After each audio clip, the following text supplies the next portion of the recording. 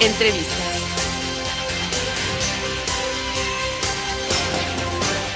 ¿Qué tal? ¿Cómo están? Muy buenas noches, bienvenidos. Soy Saúl Ortega, los saludo aquí en el estudio de entrevistas. Esta noche nos acompaña la consejera del Instituto Electoral del Distrito Federal, Noemí Luján. Muy buenas noches, ¿cómo estás? Bienvenida. Buenas noches, Saúl, muchas gracias. Pues estuviste aquí en Zacatecas en un foro electoral. Vamos a empezar por ahí. Qué grosero soy, no doy una explicación. Vamos a hablar de cuestiones electorales, obviamente, y vamos a empezar por este evento que hubo en Zacatecas, que fue un foro nacional en materia electoral. ¿Qué se llegó, qué se buscaba en este foro y realmente qué encontraron? Ya no es a qué acuerdos llegaron, porque ahorita es buscarle cómo están las cosas en el país. Así es, Saúl. Mira, a partir del miércoles 6 de noviembre se ha llevado a cabo un congreso de la Sociedad Mexicana de Estudios Electorales. Es un espacio para la reflexión académica sobre los principales tópicos en materia electoral. Entonces, como tú comprenderás, en este caso el eje de la discusión fue el tema del federalismo electoral, que es justamente uno de los tópicos que están en los debates actuales sobre la reforma político-electoral a nivel federal. Que más que debates son verdaderas discusiones, lo que se ha abierto, por esto de la intención de crear el Instituto Nacional Electoral. Pero ya llegaremos a esto. ¿Cuál fue en este momento, a qué llegaron aquí en Zacatecas? Más que conclusiones, lo que hay es un montón de reflexiones y de problemas que se plantean. Tenemos en el caso de nuestro país una tradición ya de reformismo electoral que data de inicios de los 90 y que ya podemos decir que tenemos 2 décadas cuando menos de instituciones electorales que se pretenden autónomas, imparciales, transparentes, capaces de realizar comicios electorales competitivos y democráticos. Este balance nos puede llevar efectivamente a muchos logros que se han dado en las instituciones electorales, pero también a una agenda de cambios que es necesario implementar, en particular el tema de su autonomía. Que es una vacilada, perdón por la expresión, porque aquí en Zacatecas tenemos ahorita el caso de que nombran a 3 consejeros electorales con claros vínculos con un partido. Tenemos a Joel Arce Pantoja, quien es panista, fue funcionario federal, diputado local, diputado federal del Partido Acción Nacional. Tenemos al señor Felipe Andrade, que es coordinador jurídico del PRD en Zacatecas y fue candidato a una presidencia municipal, solo que ahorita no recuerdo. Y tenemos a un priista, que se me olvidó su nombre, Herrera, se apellida de apellido Herrera. Entonces, que está vinculado con el PRI, él es de extracción perredista, originalmente nace con el monrealismo, pero ahorita está en las filas del PRI y lo están plenamente identificados. Por eso digo que es una vacilada eso de la autonomía del Instituto Electoral. Puedo hablar del de Zacatecas. No sé si esto sea una muestra, un botón de muestra y que se replique en todo el país. Sí, claro. Mira, desgraciadamente los mecanismos de elección de consejeros electorales han estado marcados por este tipo de situaciones, ¿no? Donde, dado que son los congresos locales y la Cámara de Diputados a nivel federal las instancias encargadas de la designación de los consejeros electorales, en muchos de los casos se da una dinámica de cuotas partidistas. Y creo que esto no le ayuda ni a los poderes legislativos ni a los institutos electorales. Algo que me parecería muy importante para incorporar en la agenda de la reforma electoral sí sería justamente la modificación de los mecanismos para la selección de los consejeros electorales de tal suerte que fueran instituciones académicas u otro tipo de organismos los que intervinieran de manera decisiva, por lo menos en la revisión de los perfiles. O sea, podríamos aceptar que sean los poderes locales, los poderes legislativos locales y la Cámara de Diputados quienes designaran, pero de un pool de candidatos que cumplan con los requisitos de conocimiento, de imparcialidad y de trayectoria en la materia electoral. ¿Verdaderos ciudadanos? Exactamente. Digo, no porque a quienes ponen o a quienes eligen no lo sean, sino porque carecen de ese perfil y militan abiertamente en un partido político. ¿Sí es una vacilada? Mira, yo creo que ese es uno de los retos fundamentales de los institutos electorales, tanto del IFE como de los institutos locales. Sin embargo, yo te voy a decir una cosa. Hay una percepción de que las instituciones electorales se reducen a los consejos generales. Y efectivamente los consejos electorales generales, sea a nivel local o a nivel federal, son órganos de decisión muy importantes, pero existen en la mayoría de las instituciones electorales un cuerpo de funcionarios electorales profesionales. encargados de la organización de todas las actividades relacionadas con los procesos electorales y de participación ciudadana. Valga decir, muchas instituciones electorales, como es el caso del Instituto Electoral del DF, también organizamos otro tipo de procesos que no son las elecciones constitucionales, sino otro tipo de mecanismos como la elección de comités ciudadanos en el caso del DF y la consulta anual de presupuesto participativo. Que esto, perdón, aquí sí quiero hacer una pausa, porque esto le da una vida adicional al Instituto Electoral del Distrito Federal, que no es como en el resto del país. Incluyo al Instituto Federal Electoral, donde se mueren por 3 años propiamente y mantienen nóminas muy gordas, que le cuestan mucho a la población. Entonces, es necesario también reformar eso, darle una vida más activa a los órganos electorales. Yo te puedo hablar de la experiencia del IEDF y sí, efectivamente, la, reforma a la Ley de Participación Ciudadana que planteó a partir de 2010 la elección cada 3 años de comités ciudadanos, es decir, de órganos de representación de cada una de las colonias y pueblos del Distrito Federal, y la consulta anual para presupuesto participativo, sí han transformado radicalmente la estructura y la dinámica interna del instituto. Somos un instituto que anualmente realizamos una actividad fundamental hacia afuera, es decir, la organización ya sea de la consulta de presupuesto participativo o la elección de comités ciudadanos o una elección constitucional con presupuesto participativo, como será en 2015. Pero esto entonces ya no mantiene un organismo ocioso durante 3 años, que es como ocurre en Zacatecas, ¿no? Tenemos la elección a gobernador, y entonces tenemos 2 años sin elección local hasta que llega la intermedia para presidentes municipales y diputados locales. Es un órgano vivo.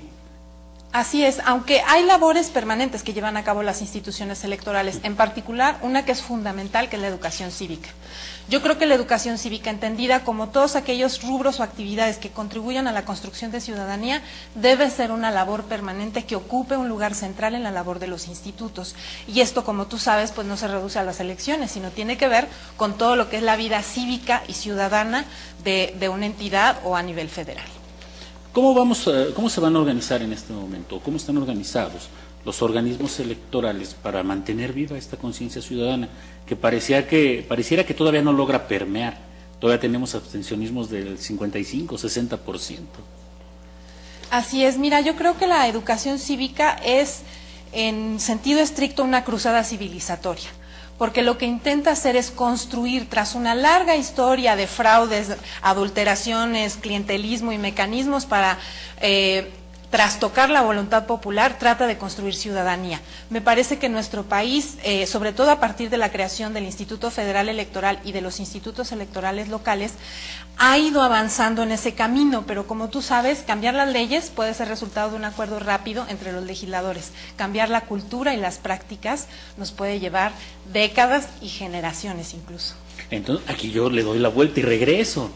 Entonces, volvemos al problema de la autonomía, que al no verse autonomía y a verse estas figuras políticas incrustadas en los organismos electorales, ¿cuál sería la percepción? ¿Se le resta credibilidad a los organismos electorales? La gente deja de confiar en ellos por ver que están metidos ahí los partidos políticos jalando los hilos para llevar agua a su molino, como comúnmente se dice.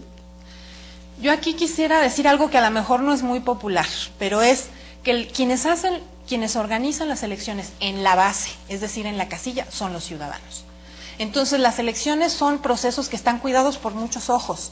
Son los funcionarios de casilla, que son ciudadanos insaculados, son los representantes de los partidos políticos en la casilla, que también son ciudadanos de la zona, quienes se encargan del cómputo de los votos. Entonces, es fundamental este primer eslabón, y hacia arriba yo te diría, hay muchas manos y muchos ojos que están vigilando cómo se cuentan los votos. En particular, en instituciones electorales donde hay un servicio profesional electoral, que es un servicio de carrera, un servicio civil de carrera, esta es una garantía de que independientemente de la voluntad de un individuo o de un consejero, los votos cuenten y se cuenten.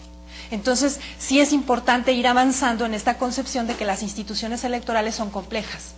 No son empresas de un solo dueño, de un conjunto de dueños, sino son estructuras muy complejas en donde hay la intervención de los ciudadanos en la base y de toda una estructura profesional que es la encargada de organizar los procesos electorales. Eso sí lo entiendo, pero la pregunta me enfocada más hacia la confianza, o sea, ¿cómo ve la gente en una elección, sea donde sea, del tipo que sea, siempre están las acusaciones de aquí para allá, de allá para acá, de aquí a brincan hacia otro lado? y eso le ha ido mermando a los institutos electorales, sobre todo porque vemos figuras que hemos visto en otros cargos de elección popular o vinculados con un partido político, y pareciera que la ciudadanía, nosotros como ciudadanos, no hemos logrado entender que somos nosotros mismos ciudadanos quienes vigilamos la elección. Entonces ahí hay una desviación, una coyuntura muy extraña, ¿no? Porque tenemos que confiar en nosotros como ciudadanos, pero no se puede confiar del todo en el organismo electoral, sea de donde sea, por ver estas figuras incrustadas. ¿Cómo le hacemos? Yo creo que en las dos vías. Por un lado, sí, efectivamente, en la revisión de los mecanismos y en los criterios para la selección de consejeros electorales, que me parece que eso es muy variable a lo largo del país, ¿no? Yo creo que hay una serie de requisitos y de condiciones, por ejemplo, también la permanencia que tengan los consejeros electorales en el cargo. Hay entidades donde son 3 años o 2 años, y hay otras entidades donde es más del periodo del, digamos, del Ejecutivo local, como es el caso del Distrito Federal, que es un nombramiento por 7 años. Entonces, tenemos que revisar cuáles son las condiciones que pueden fortalecer más la autonomía interna de los institutos y también revisar los mecanismos a través de los cuales se designan los consejeros.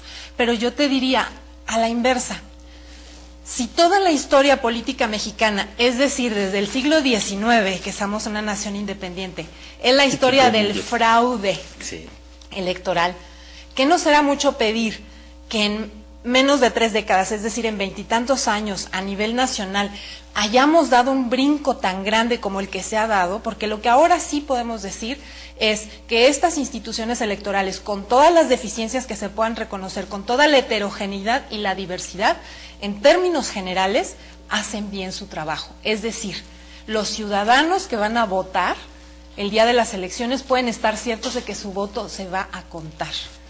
Tenemos que avanzar en la construcción de la credibilidad, que era lo que tú decías, pero no le pidamos a unas instituciones que son relativamente nuevas que remonten la desconfianza acumulada a lo largo de siglos, y sobre todo del siglo XX, en donde fue la hegemonía del Partido Revolucionario Institucional, ¿no? Que fue ahí el gran problema, y luego viene la reforma. Por ponerlo en una forma figurativa, ¿dejamos los pañales y estamos aprendiendo a caminar?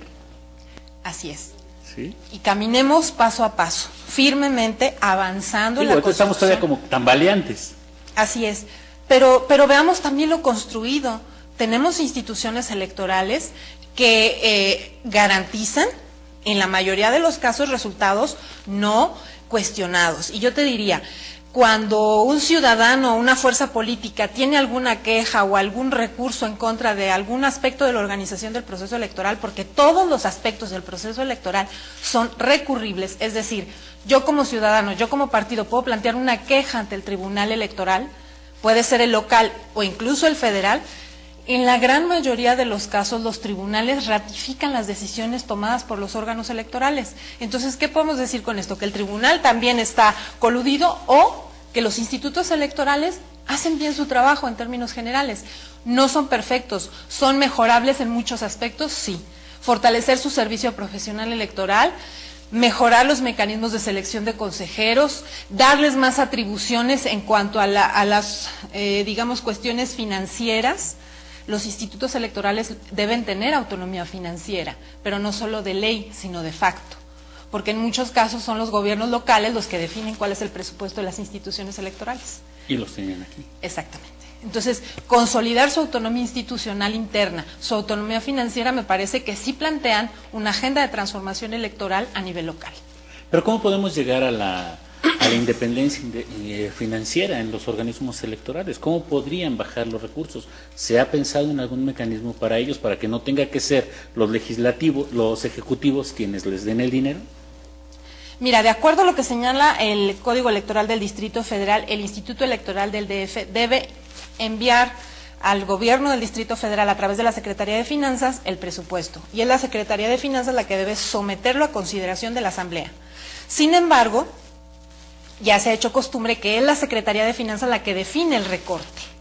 En este último año fue más del 20% el recorte a los recursos del instituto, y es ese presupuesto recortado el que llega a la Asamblea, con lo cual nosotros ya perdemos esa capacidad de negociar con los legisladores en qué rubros se puede establecer los recursos que los que presupuestamos y en cuáles tiene que haber un recorte. Entonces realmente se aprueba el presupuesto recortado que indebidamente la Secretaría de Finanzas hace. Entonces, ¿qué es lo que tenemos que hacer?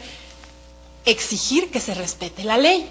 Es decir, que sean los institutos electorales los que definan sus recursos y que esos recursos sean los que vayan al legislativo para que ya haya en el legislativo una discusión amplia de algo que está muy de moda. Los institutos electorales somos caros. Está de supermoda. Entonces, la propuesta sería que los institutos electorales se vayan y cabildeen, negocien, se peleen con el legislativo para su presupuesto, sin tener como intermediarias a las secretarías de finanzas de los estados. Así es. Eso sería fundamental, porque eso es lo que establece la ley, que es el legislativo el que define el presupuesto, el que aprueba el presupuesto de egresos de una entidad, y es en esa instancia en donde se debe dar la discusión. ¿En qué sentido? Vuelvo al punto. Los institutos electorales son caros. ¿Caros respecto a qué? ¿Caros respecto a quién? Se dice muy poco que en este país, a nivel federal, el Instituto Federal Electoral no solamente es un órgano que organiza elecciones, sino es además la institución que provee el documento que acredita la identidad ciudadana, que es la credencial para votar. Los recursos destinados a la credencial para votar son más del 40% del presupuesto del IFE. Eso no lo estamos considerando cuando decimos que es caro, porque eso es una función que en otros países corresponde al gobierno, al registro civil o a la instancia encargada de expedir la cédula de identidad ciudadana. Tampoco se mira que el sistema de financiamiento que tenemos para los partidos políticos es en la mayoría de los casos 1/3 del presupuesto de los institutos. Que es dinero que reparten. Por supuesto. Para aclararlo, porque vamos un poquito rápido, entonces más para irle aclarando a la gente. Lo primero es que el Instituto Federal Electoral nos da nuestra credencial, que nos sirve para, yo creo que todos los trámites oficiales, bancarios y crediticios en este país. Así es. Es un documento sumamente importante. Luego, 1/3 del presupuesto que piden los órganos electorales se destina a los partidos políticos, que digo, la gente los tiene bien identificados: PAN, PRD, PRI, PT, que serían los 4 que más dinero se reparten, porque luego está lo que han denominado la chiquillada, ¿no? Movimiento Ciudadano, el Partido Panal. Verde y el PANAL. Entonces ahí ya el instituto ya mermó sus arcas. ¿En qué más se gasta el dinero? Si son instituciones que tienen una estructura permanente de funcionarios electorales, es decir, un servicio profesional electoral, como es el caso del IFE y del Instituto Electoral del DF, tiene que haber un pago, digamos, en salarios. Y yo te diría, en el caso del IEDF, los salarios consumen la gran mayoría de sus recursos.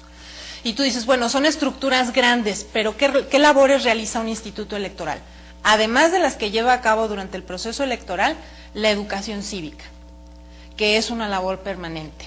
La supervisión del financiamiento a los partidos políticos, es decir, hay áreas de fiscalización y de asociaciones políticas que concentran la información y supervisan que el ejercicio de los recursos a los partidos sea adecuado.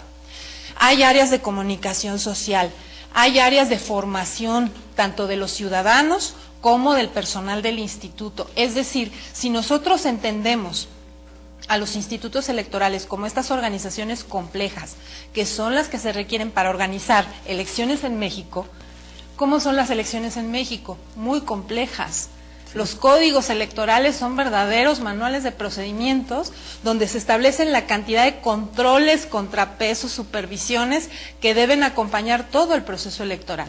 Entonces, esos procesos electorales requieren instituciones electorales igualmente complejas. Que requieren recursos para capacitaciones, fomentos, publicidad. Y por eso, entonces, más que ser que gasten, ¿es una inversión a largo plazo? Yo diría, coincido con quienes dicen que las elecciones no son suficientes para decir que hay democracia. Pero si no hay elecciones, yo no me imagino de qué manera vamos a resolver la conflictividad política de un país. Es decir, ¿falta mucho para que México sea un país democrático en todos los aspectos de su vida? Sí. Pero sin instituciones electorales, yo no veo el camino para que podamos ir avanzando en ese proceso. Entonces, ¿sí son una inversión? Sí. ¿Son una inversión cara? Tan cara como la desconfianza que tenemos los ciudadanos y los actores políticos. Entonces hay que trabajar en la confianza. Entonces vamos a una pausa comercial, regresamos en un momento para entrarle a esta otra parte que acabas de poner en la mesa. ¿Qué hacemos para fortalecer la democracia en este país? Regresamos.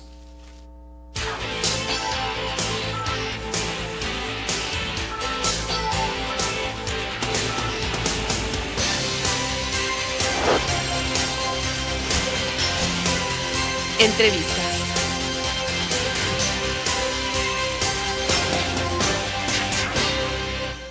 Canal 44 y NTR Medios de Comunicación crecen y expanden su señal en la Unión Americana a través del canal México TV para llegar a todos nuestros connacionales con la programación más completa y divertida de Zacatecas. Ahora, en todo Estados Unidos, sigue Canal 44 por México TV. Canal 44, más cerca de ti.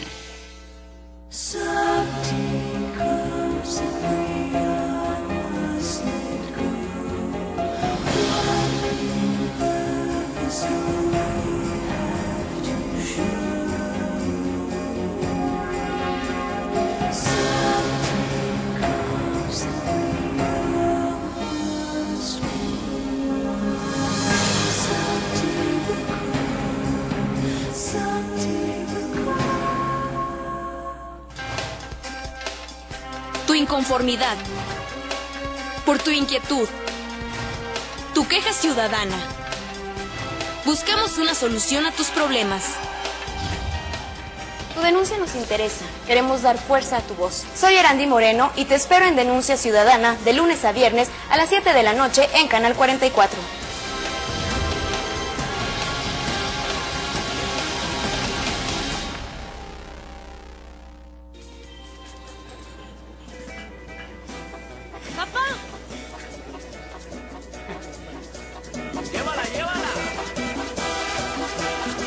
En Canal 44, estamos siempre contigo.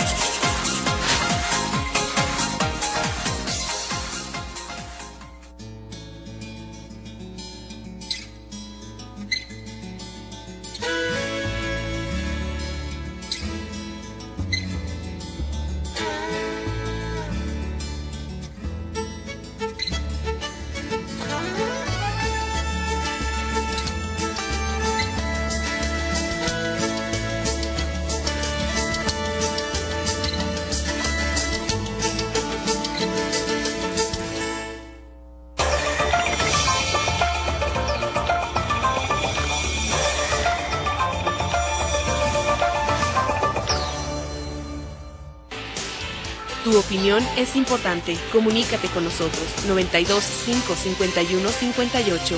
Entrevistas está al aire. Entrevistas.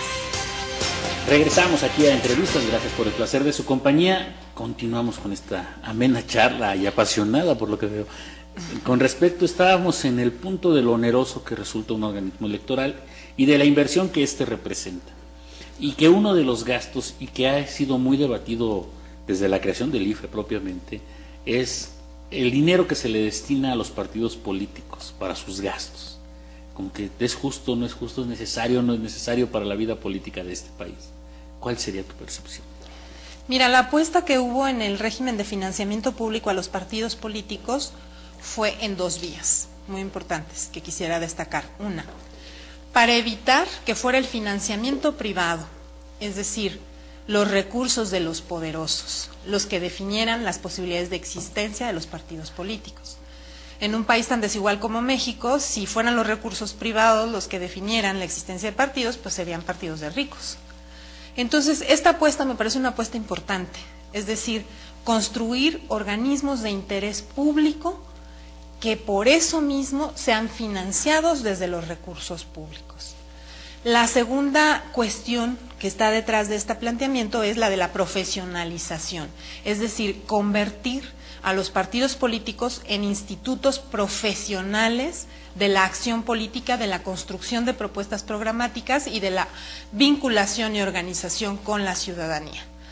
¿Eso requiere recursos? Sí, requiere recursos. Sin embargo, ¿qué es lo que sucede? El siglo XXI no es un siglo muy favorable para los partidos políticos, ni en México ni en ninguna parte del mundo. Hay un problema, hay una crisis de representatividad del sistema, o sea, a nivel global, de los partidos políticos. ¿Por qué? Porque las sociedades se han hecho más complejas. Entonces, los partidos que representaron a una clase, como los partidos socialdemócratas de principios del siglo XX, o los partidos liberales y conservadores, que eran partidos de élites, son organismos que ya no tienen mucho que ver en las estructuras actuales. Entonces, los partidos políticos modernos, incluidos los partidos políticos en México, son organismos complejos que se dedican a la búsqueda de votos. ¿Qué votos? Los más que se puedan. Ya no de una clase social, ya no de un segmento de la población, sino de toda la población. De verdaderamente permear. Exacto. Entonces, estos son los catch-all parties, los partidos cacha-todo, que ya no son partidos de clase, que ya no son partidos que se identifiquen con algún proyecto en términos duros. Entonces, esta nueva modalidad de partidos ha implicado un desdibujamiento de su proyecto político, que esto sucede en México y sucede en la mayoría de los países del mundo. Entonces, lo que tenemos ahora es una apuesta por un cierto tipo de partido, pero una realidad política que nos habla de la increíble dificultad que tiene un partido político para representar una sociedad tan tremendamente compleja como la sociedad mexicana. O sea, se han diluido las ideologías y la gente le gusta un pedacito de este, un pedacito de aquel, y ahora el problema es lograrlo conjuntar. ¿Así lo entiendo? Digo, para decirlo en términos muy mundanos. Así es. Ver a los partidos como agregadores de voluntades es un muy buen ejemplo. Entonces, los partidos ahora agregan más en un sentido, pero agregan menos en el sentido sustantivo. Es decir, ahora los partidos políticos se acomodan a las tendencias de la población, y yo te diría, ¿y qué no debería ser al revés? Que sea la población la que busque identificarse con los partidos y no el partido con la población, para generar desde esa posición ideológica, programática, un polo de atracción. Y vemos que no, hay temas, por ejemplo, el aborto. El aborto atraviesa a los partidos políticos. Hay gente en el PAN, ahí yo creo que casi todos en contra, pero en el PRI y el PRD están divididos. Hay grupos que están a favor y otros que están en contra. ¿Eso qué significa? No es que ese partido no sirve, no, es que las sociedades actualmente plantean problemas de una gran complejidad, en donde ya no son las diferencias ideológicas, izquierda-derecha, las que definen por dónde estamos, sino son muchos otros focos. El tema de la reforma energética, yo te diría, ese atraviesa el país por la mitad. Las familias, los partidos, los grupos sociales, las regiones, ¿no? Entonces, ¿cómo generar? Yo plantearía la pregunta al revés. ¿Cómo generar partidos? Y este es un problema de la sociedad, no nada más de los partidos. ¿Cómo generar partidos capaces de representar o de ser agregadores de intereses de una sociedad tan compleja como la sociedad mexicana? Además, una sociedad alejada de lo que pasa en la clase política, porque son dos realidades diferentes. No alcanzamos a ver como ciudadanos lo que está ocurriendo en las esferas políticas, y no alcanzamos a entenderlo. Son temas que se salen de la comprensión de los que somos gente de a pie.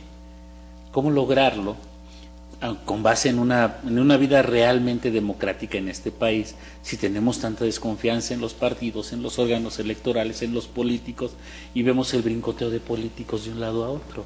¿Cómo regular todo eso? ¿Cómo evitar que no se diluyan estas ideologías cuando vemos que los propios políticos carecen de ellas y no hay nada que los regulen? Y traigo al cuento el caso de las Juanitas. ¿Por qué ahí no se pueden meter los órganos electorales? Bueno, ahora eso ya afortunadamente está regulado. Lo de las Juanitas, pero el chapulineo, qué barbaridad.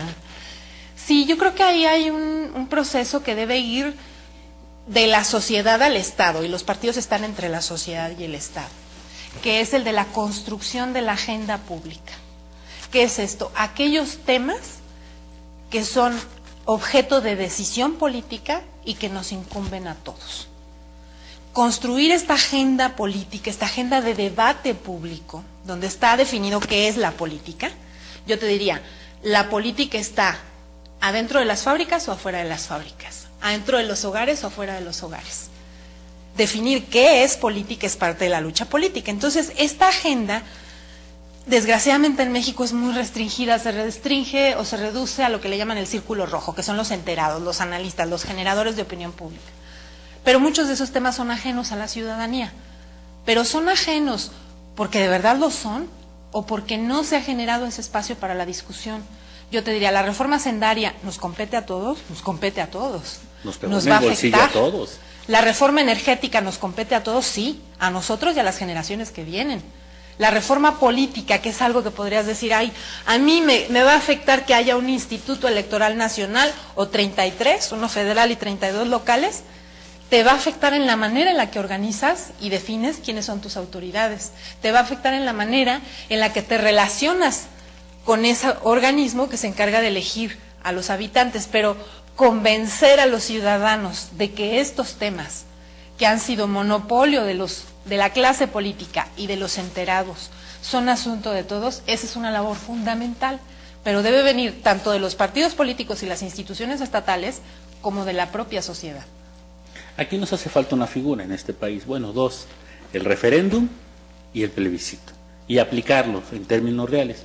¿Por qué no podemos avanzar en eso? ¿Por qué los órganos electorales no se meten a esa parte para involucrar más a la ciudadanía en estos temas que acabas de mencionar? La reforma energética, ¿por qué no la reforma educativa que también le afecta a mucha gente? La reforma hacendaria, la creación de un Instituto Nacional Electoral. ¿Qué nos falta como sociedad? ¿Qué nos falta para lograr tener referéndums, lograr tener plebiscitos y que estos sean vinculatorios? Que tengan efecto los resultados de esos plebiscitos y de esos referéndums. Claro, ahí lo que nos faltan son leyes que abran más la posibilidad, es decir, que no exijan requisitos tan elevados. Que la clase política lo suelte. ¿Lo podemos resumir ahí? Sí, pero yo te diría, hay gobiernos que se les han llamado plebiscitarios, porque pretenden someter al escrutinio público decisiones muy importantes.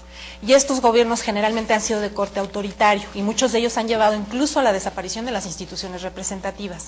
Entonces, un plebiscito en el contexto de un régimen autoritario puede ser un mecanismo para aplastar al legislativo. Entonces, ¿qué se requiere para que los plebiscitos sean parte de un ejercicio democrático? Que haya en la sociedad un debate importante sobre los asuntos, que se dedique tiempo. Yo te diría, las televisoras. ¿Cuánto del tiempo de las televisiones públicas, de las compañías de televisión más poderosas, le dedican a la discusión de los temas que nos competen a todos, es decir, de la agenda pública? Mínimo. Normalmente es desde una posición ya, hay poco espacio para el debate. La reforma a medios de comunicación, a la presencia de los partidos en los medios de comunicación, a lo que ha llevado es a la espotización.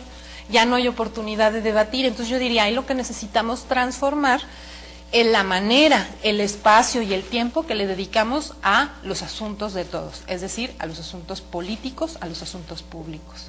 Y ahí los organismos electorales podrían jugar un papel importante, que sería el de difusión y el de hacernos entender a la ciudadanía la importancia de estos mecanismos. Así es, eso sería algo fundamental para la educación cívica, ¿no? Que se oye como un término medio formalista, ¿no? El civismo, que muchos de nosotros lo alucinamos en la escuela justo por eso, porque se nos daba como una materia obligada donde teníamos que aprender contenidos. Y yo te diría, el civismo no entra por la cabeza, entra sobre todo por el corazón. O sea, cómo nos reconocemos como parte de una comunidad, sea mi colonia, sea mi estado, sea mi ciudad, sea mi país, sea mi planeta, ¿no? Porque además también ya tenemos que tener una conciencia planetaria.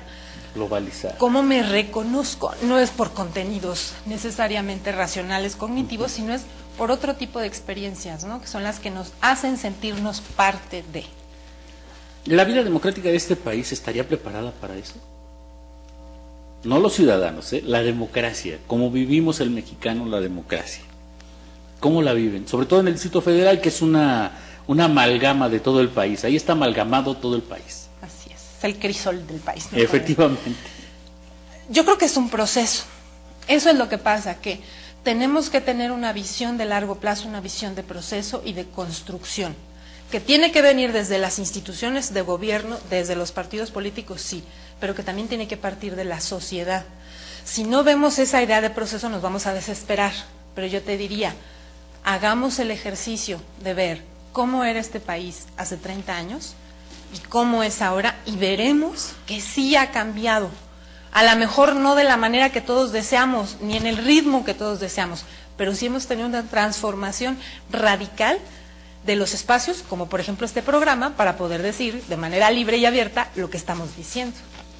Aquí en este punto de los cambios, ¿cuáles serían los cambios más importantes? Que verdaderamente ya es la ciudadanía quien decide, que ya no se le imponen los gobernantes, o al menos ya no se le imponen de una manera tan, iba a usar la palabra descarada, pero creo que es demasiado fuerte, de una manera tan visible.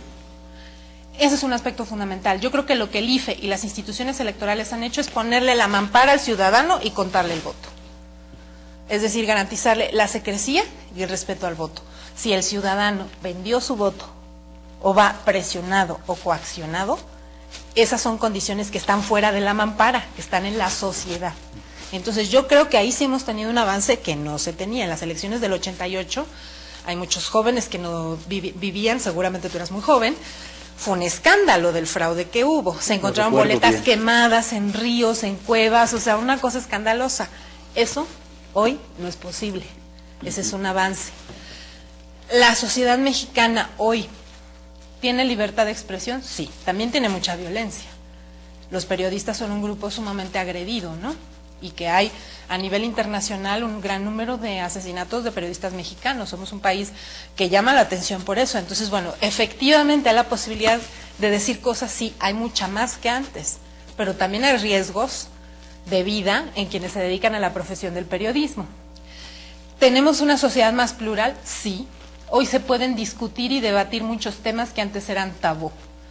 El que las mujeres en el Distrito Federal tengan la posibilidad de interrumpir el embarazo antes de las 12 semanas, como una decisión personal, y que puedan hacerlo en un hospital público y de manera gratuita, eso es algo que sería impensable hace 20 años.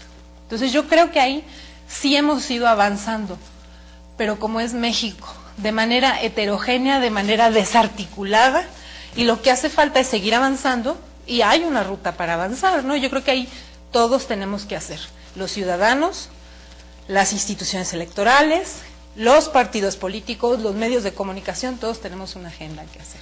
En esta parte, la sección más desarticulada es la ciudadanía. Siento que nos falta madurez, que no tenemos todavía como ciudadanos la capacidad de interponer una queja ante un organismo electoral cuando vemos que nuestros intereses están siendo afectados por una mala decisión. Regreso a de donde partimos, que es la cuestión de la designación de los consejeros. Yo como ciudadano, si estoy inconforme, puedo ir y quejarme, pero no tenemos esa cultura, lo vemos como algo ajeno. ¿Cómo involucrar desde el punto de vista electoral a los ciudadanos en esta vida que es electoral finalmente y que atañe a las políticas internas? Porque desde los consejeros electorales es de donde vamos a generar confianza, pero ¿cómo generarla si nosotros como ciudadanos no nos damos la oportunidad de crearla? Ahí yo creo que lo que hay que hacer es avanzar en la construcción de ciudadanía. ¿Cómo se avanza?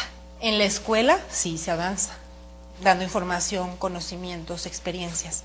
Se avanza en la calle también, las experiencias de organización de la gente para resolver un problema chiquito, que hubo una fuga de agua en la calle y el gobierno no la repara, ¿no? Como pasó con los jóvenes del bache, que le pusieron un pastel a un bache allá en el Distrito Federal. Exactamente. Y que los metieron a la cárcel y que luego la juez dijo, pues no hay delito que perseguir.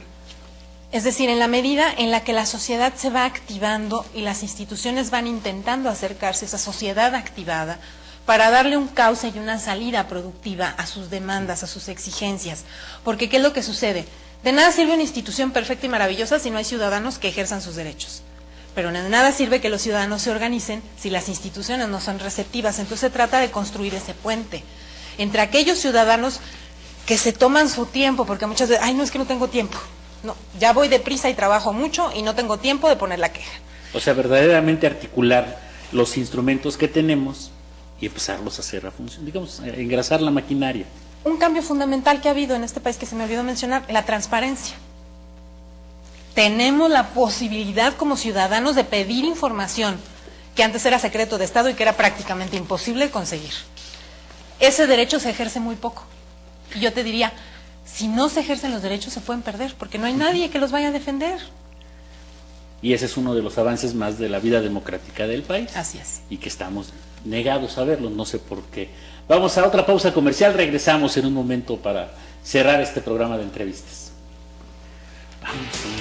Tu opinión es importante. Comunícate con nosotros. 92 5 51 58. Entrevistas está al aire. Entrevistas.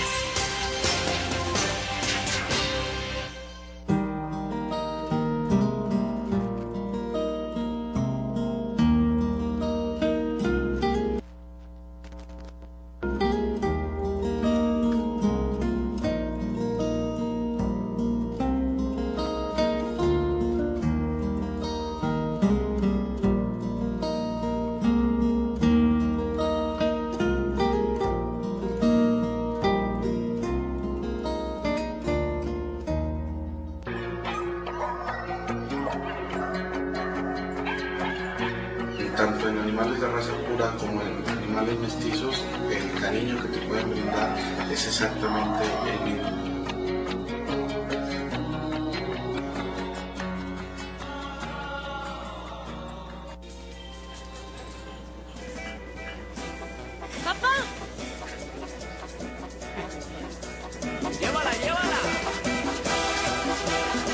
En Canal 44 estamos siempre contigo.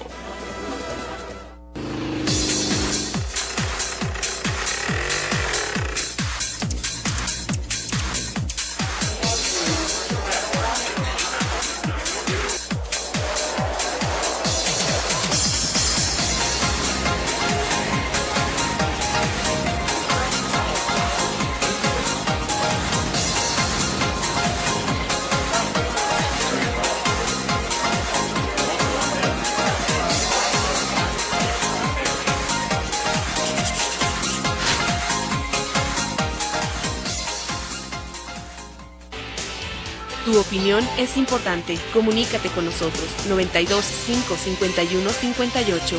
Entrevistas está al aire.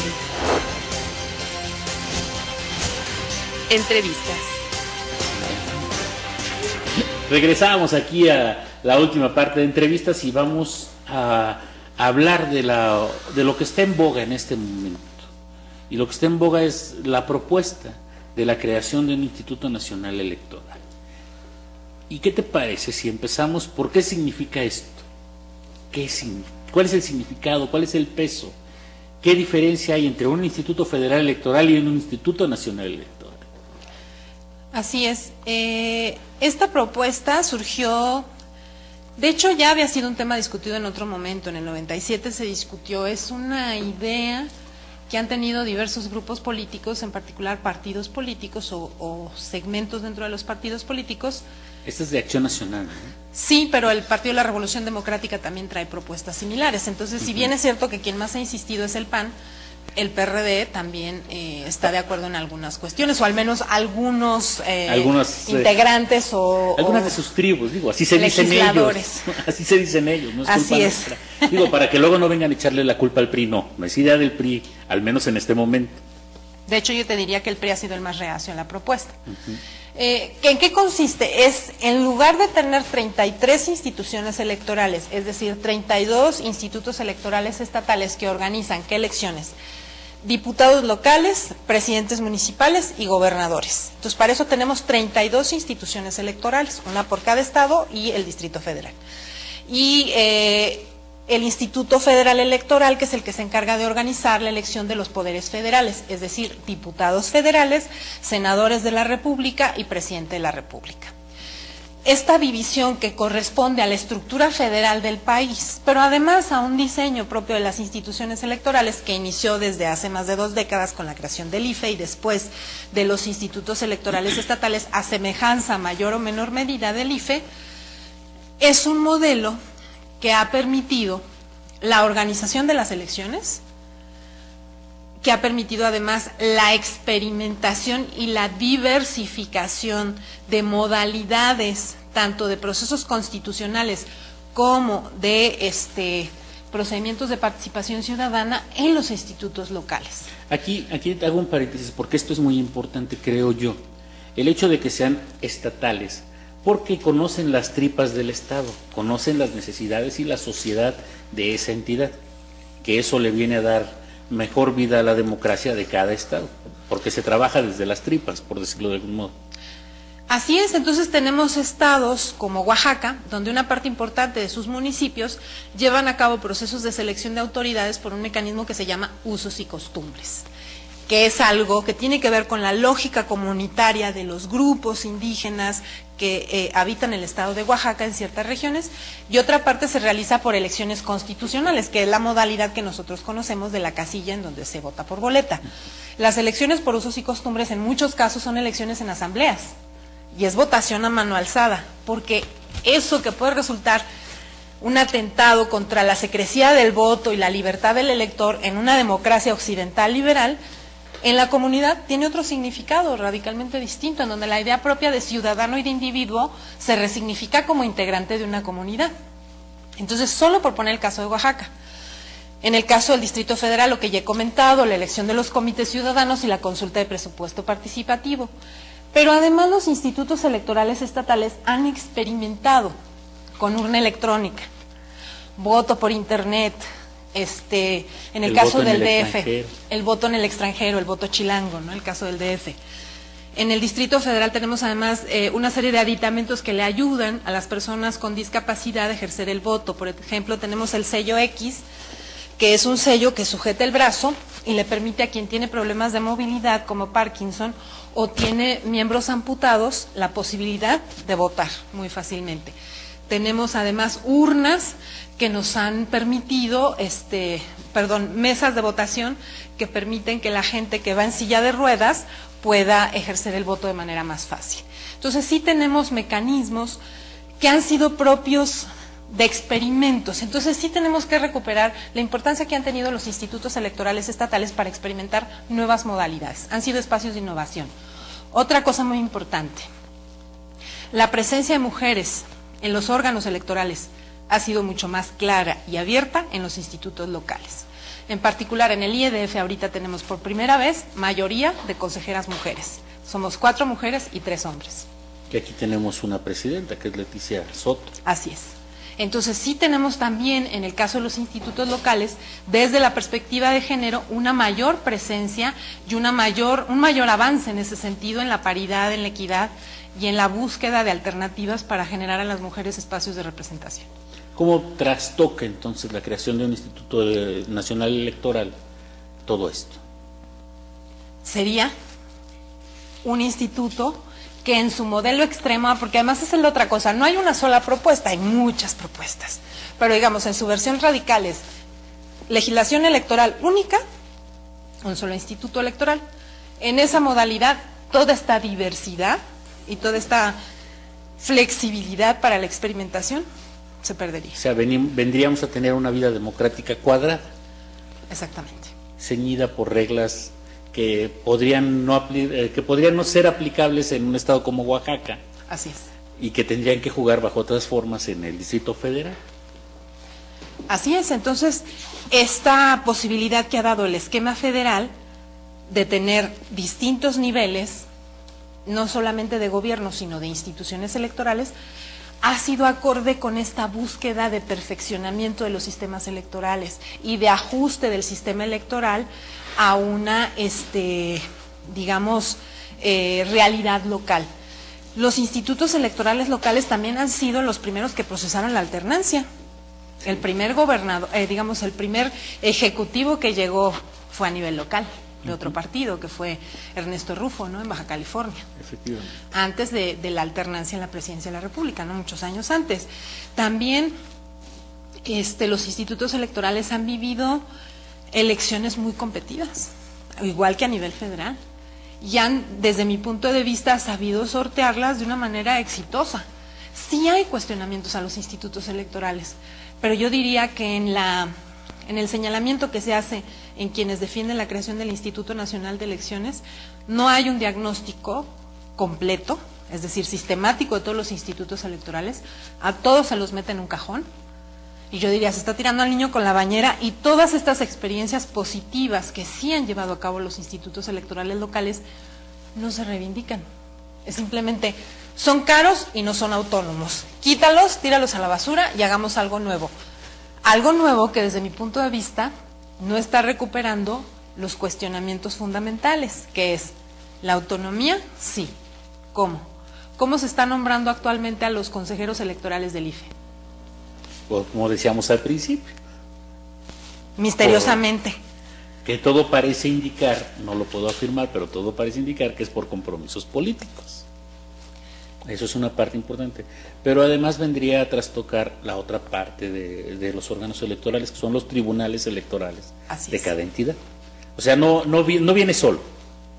Por supuesto, y si bien es cierto que en el caso de los tribunales electorales sí existe la posibilidad de recurrir al local y posteriormente al federal, es decir, los actos de los tribunales locales no son definitivos en última instancia, sino son definitivos a nivel local, pero hay posibilidad de recurrir a nivel federal, sí han sido una instancia de resolución de los conflictos. Muchos de los conflictos electorales se resuelven en los tribunales locales. Y aunque no se resuelvan necesariamente ahí, son una instancia importante para procesar la conflictividad que se deriva de los procesos electorales tan complicados que tenemos en México, ¿no? Esto le da mayor entendimiento a los órganos federales, a los tribunales federales. Por supuesto, ya hay un trabajo previo, hay un procesamiento previo, ¿no? Que eso también es agarrarlo y echarlo a la basura, según como lo explicas. Pero ¿qué más? O sea, no viene a trastocar solo a los órganos electorales, hay un trabajo democrático atrás, esto de la ciudadanización y de la confianza hacia los órganos. Así es, digo, hay institutos, nosotros vamos a cumplir 15 años el año que viene, pero hay institutos locales que están cumpliendo 20 años. Esos 20 años de ir construyendo una institución, de ir posicionando a un instituto local, de ir, digamos, acreditando con la ciudadanía su labor, no queda. Hay una discontinuidad.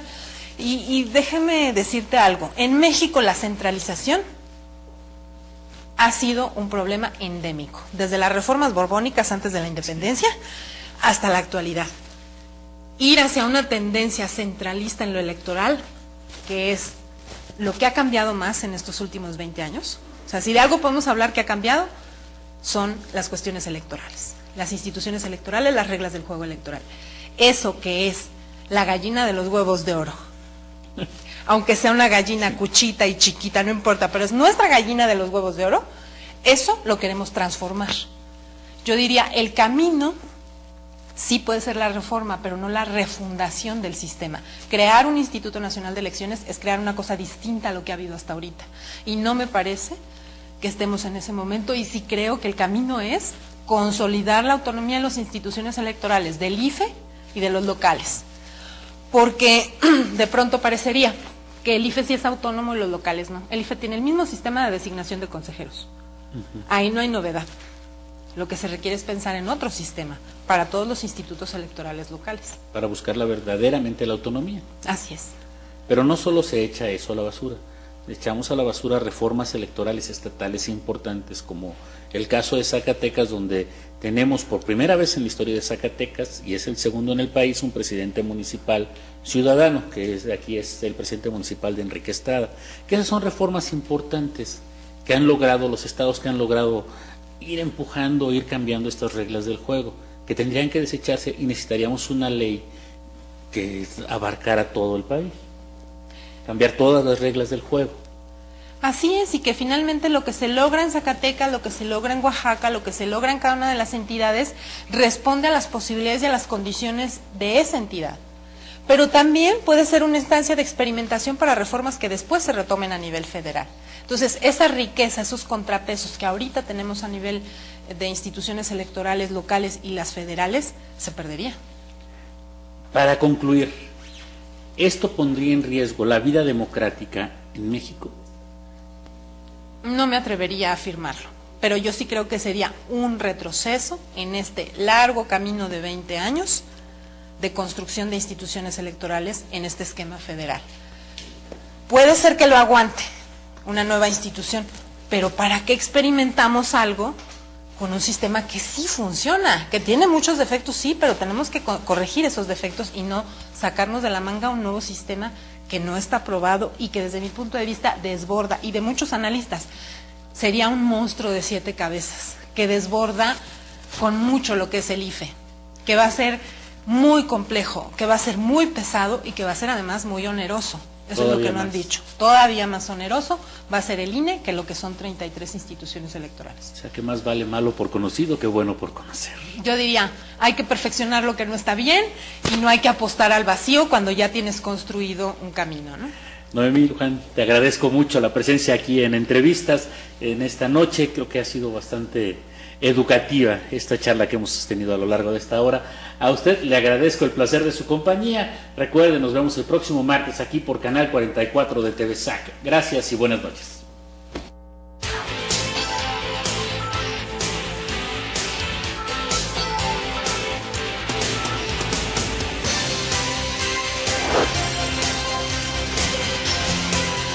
Entrevista.